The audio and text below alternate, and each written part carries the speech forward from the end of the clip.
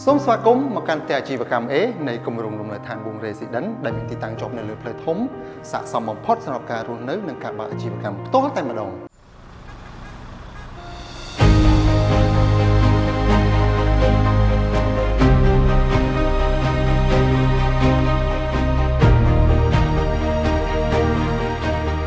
ផ្ទះអាជីវកម្ម A ត្រូវបានរចនាឡើងបែបទំនើប Modern Minimalist ដែលផ្ដោតលើភាពសាមញ្ញតែមានសោភ័ណភាព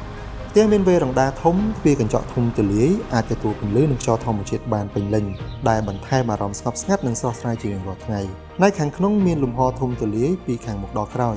ស័ក្តិសមសម្រាប់ទាំងការរស់នៅនិងបើកអាជីវកម្មផ្ទាល់ខ្លួនជាន់ខ្ទស់ដីមានបន្ទប់ទឹកនិងកន្លែងដាក់សម្ភារៈ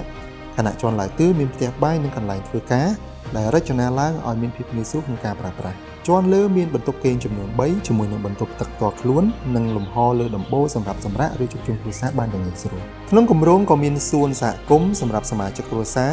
មានកន្លែងហាត់ប្រាណនិងកន្លែងក្មេងលេងដែលអាចឲ្យលោកអ្នកផ្សារភ្ជាប់ជាមួយធម្មជាតិបានយ៉ាងល្អប្រសើរទីតាំងគម្រោងស្ថិតនៅលើផ្លូវជាតិលេខ 20A ដែលតភ្ជាប់ពីផ្លូវជាតិលេខ 2ប្រមាណជា2គីឡូម៉ែត្រពីរង្វង់មុខគួរស្រូវនិងត្រឹមតែ9នាទីពីផ្សារទំនើបអ៊ីអនមានជ័យជុំវិញមានសាលារៀនមន្ទីរពេទ្យធនាគារនិងស្ថាប័នសាធារណៈជាច្រើន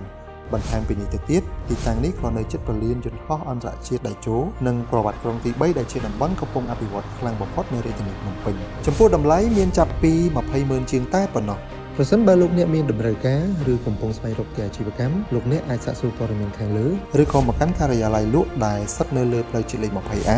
ខាងក្នុងគម្រោងរំនៅឋានវង Residence ផ្ទាល់តែម្ដង